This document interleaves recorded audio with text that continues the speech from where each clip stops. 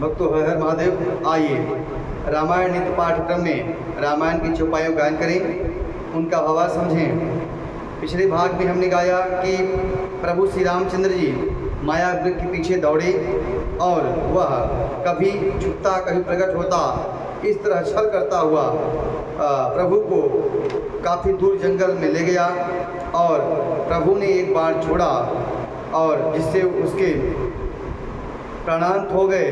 मरते समय वह अपने असली रूप में आया जो उसका राक्षसी वेश था और उस समय उसने लक्ष्मण जी का नाम लेकर जोर से आवाज़ की और बाद में मन में प्रभु श्री रामचंद्र जी को प्रणाम किया। भगवान ने अंतर प्रेम जानकर उसको सदगति प्रदान दी जो मुनियों के लिए दुर्लभ है। आगे क्रम में हम आइए चौपाइयों गायन करें, भावार्थ समझें। वीडियो अच्छा लगे तो YouTube चैनल को सब्सक्राइब जरूर करें, शेयर करें, जय श्री राम कमेंट करें।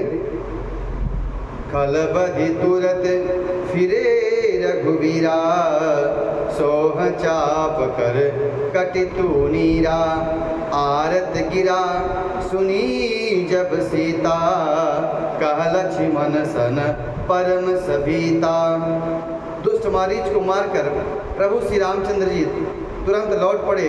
हाथ में धनुष और कमर में तरकस शोभा दे रहा है। इधर जब सीता जी ने दुख भरी आवाज़ सुनी तो वह मारीच जो मरते समय हाँ लक्ष्मण की आवाज़ की थी तो वे बहुत भयभीत हो गई और लक्ष्मण से कहने लगी, जाहूँ बेगी संकट यति भ्राता,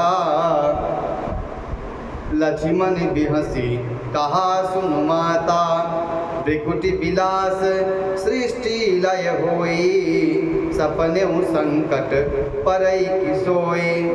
तुम शीघ्र जाओ, तुम्हारे भाई बड़े संकट में हैं। लक्ष्मण जी ने हंसकर कहा, हे माता सुनो, जिनके भ्रिकुट विलास भौहों के इशारे के मात्र से सृष्टि का लय संहार होता है, वे श्री रामचंद्र जी कभी स्वप्न में भी संकट में नहीं पड़ सकते हैं। मरम वचन जब सीता बोला, हरि प्रेरित लक्ष्मण मन डोला, बन दिस देव सौंपी सब काहूँ, चले जहाँ रावण ससिराहू। इधर जब सीता जी ने कुछ मर्म वचन कहे, हृदय को चुभने वाले वचन कहे, तब भगवान की प्रेरणा से लक्ष्मण जी का मन भी चंचल हो उठा। वे सीता जी को वन और दिशाओं के देवताओं को सौंप कर वहाँ चले जहाँ रावण रूपी चंद्रमा के लिए राम रूपी राहु श्री राम जी हैं। सोन बीच दस कंधर देखा, आवा निकट जति के भेसा, जाके डर सुर असुर डराही, नीसन नीदि दिन अन्न न खाही। रावण सुना मौका देखकर यति सन्यासी का वेश बनाकर वहाँ पर आया और जिसको देखकर देवता दिक्पाल दैत्य इतना डरते हैं और उनको रात में नींद नहीं आती है और दिन में भरपेट भोजन नहीं खाते हैं। सो दस शीस स्वान की नाई, इत उत चितय चला बढ़िहाई, इमि कुपंथ पग देत खगेसा, रहन तेजतन बुद्धि बल लेसा। बाबा गोस्वामी तुलसीदास जी कहते हैं, वही 10 सिर वाला रावण कुत्ते की तरह इधर उधर देखता हुआ और बढ़ियाई चोरी के लिए चला। काकभूषण जी कहते हैं कि हे गरुड़ जी, इस प्रकार कुमार पर पैर रखते ही बड़े बड़े शरीर तेज वाले और उनकी बुद्धि बल का लेस नहीं रह जाता है। नाना विधि करी कथा सुहाई, राजनीति भय प्रीति दिखाई, कह सीता सुनु जति गोसाई, बोले बचन दुष्ट की नाई। रावण ने अनेक प्रकार की सुहावनी कथाएं रचकर सीता जी को राजनीति भय और प्रेम दिखलाया। सीता जी ने कहा, हे यति गोसाई सुनो, तुमने तो दुष्ट की तरह वचन कहे हैं। तब रावण निज रूप रूप दिखावा, भई सभय जब नाम सुनावा। कह सीता धरी धीर जुगाड़ा, आय गयो प्रभु रहु खलु ठाड़ा। तब माता जानकी ने रावण को कहा, जब रावण ने असली रूप दिखाया और नाम सुनाया तो वह भयभीत हो गई और गहरा धीरज धरकर बोला, अरे दुष्ट खड़ा तो रह, प्रभु श्री राम आ गए। जिमि हरि बधुहि छद्रु सम चाहा, भये काल बस निशिचर नाहा। सुनत बचन दस शीस रिसाना, मन मोहु चरण बंदी सुख माना। जैसे सिंह की स्त्री को तुच्छ खरगोश चाहे, वैसे ही राक्षस राज तू मेरी चाह करके काल के बस हुआ है। ये वचन सुनते ही रावण को क्रोध आ गया, परंतु मन में उसने सीता जी के चरणों की वंदना की और सुख किया। क्रोधवंत तब रावण लीन सिरथ बैठाई, चला गगन पथ आतुर भैरथ हाँ कि न जाई। फिर क्रोध में भरकर रावण ने सीता जी को रथ पर बैठा लिया और बड़ी उतावला के साथ आकाश मार्ग से चला, किंतु डर के मारे उससे रथ हाँका नहीं जा रहा है। हाँ जग एक वीर रघुराया, कहीं अपराध विसारे हुदाया। आरति हरन शरण सुखदायक, हा रघुकुल सरोज दीननायक। सीता जी विलाप कर रही हैं, हाँ जगत के अद्वितीय वीर रघुनाथ जी, आपने किस अपराध से मुझ पर दया भुला दी। हे दुखों के हरने वाले, हे शरणागत को सुख देने वाले, हा रघुकुल रूपी कमल के सूर्य। हे हा लक्ष्मण तुम्हार नहीं दोषा, जो फल पायऊँ कीन्हें रोषा। विविध विलाप करती कै वैदेही, भोर के प्रभु दूर सनेही। हाँ लक्ष्मण तुम्हारा दोष नहीं है, मैंने क्रोध किया उसका फल पाया। श्री जानकी जी बहुत प्रकार से विलाप कर रही हैं, प्रभु की कृपा तो बहुत है परंतु इस नहीं, प्रभु बहुत दूर रह गए हैं। विपत्ति मोरी को प्रभु ही सुनावा, पुरोडास चह रास खावा। सीता के बिलापी सुनि भारी, भय चराचर जीव दुखारी। प्रभु को मेरी विनती कौन सुनावे। यज्ञ के अन्न को गधा खाना चाहता है। सीता जी का भारी विलाप सुनकर जड़ चेतन सभी जीव दुखी हो गए। गीत राज सुनी आरत बानी, रघुकुल तिलक नारी पहचानी। अधम निशाचर लीने जाई, जिम्मलेछ बस कपिला गाई। गीधराज जटायु ने सीता जी की दुख भरी वाणी सुनकर पहचान लिया कि यह रघुकुल तिलक श्री रामचंद्र की पत्नी है।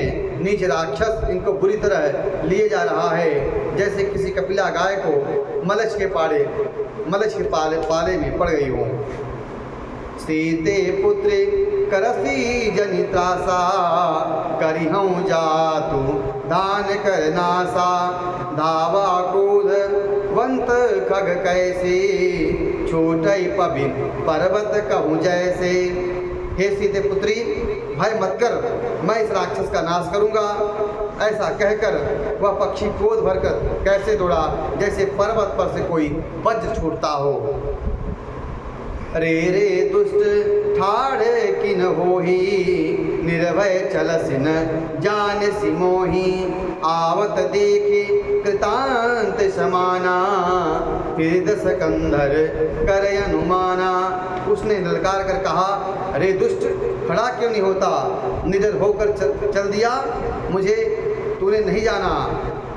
उनको यमराज के समान आता हुआ देख रावण घूमकर मन में अनुमान करने लगा कि मैं नाक की खगपति होई, मम बल जान सहित पति सोई, जाना जठ जठा जटायु एहा, मम कर तीरथ छाड़ी देहा। या तो मैनाक पर्वत है या पक्षियों का स्वामी गरुड़, पर वह गरुड़ तो अपने स्वामी विष्णु सहित मेरे बल को जानता है। रावण ने पहचान लिया यह तो बूढ़ा जटायु है, यह मेरे हाथ रूपी तीर्थ में शरीर छोड़ेगा। सुनत गीध क्रोधा तुर धावा, कह सुन रावण मोर सिखावा, तज जानकी कुशल गृह जाहु, नाहि तब होई हैं बहुबाहु।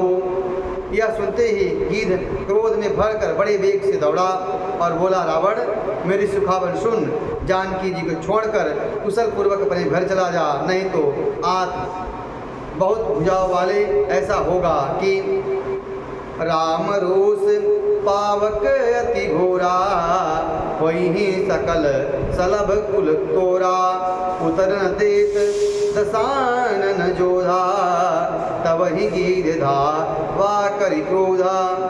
श्री राम जी के क्रोध रूपी अत्यंत भयानक अग्नि से तेरा वंश पतिंगा भस्म हो जाएगा। रावण कुछ उत्तर नहीं देता, तब गीध क्रोध करके दौड़ा।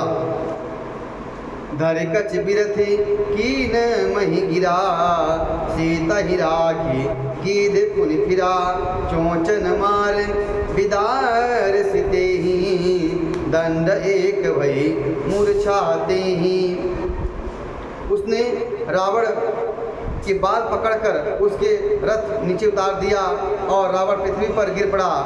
गीध सीता जी को एक और बैठा के लौटा, चोंच मार मार कर रावण के शरीर को विदीर्ण कर डाला और रावण के शरीर में एक घड़ी के लिए मूर्छा आ गई।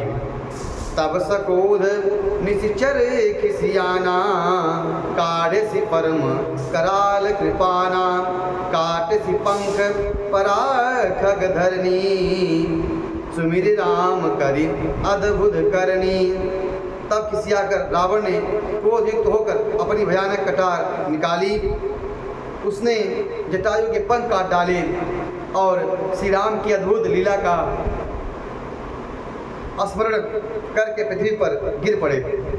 सीत ही जानी चढ़ाई बहोरी, चला उताइल तास न थोरी, करत विलाप जाति नभ सीता, व्याध विवश जनु मृगी सभीता।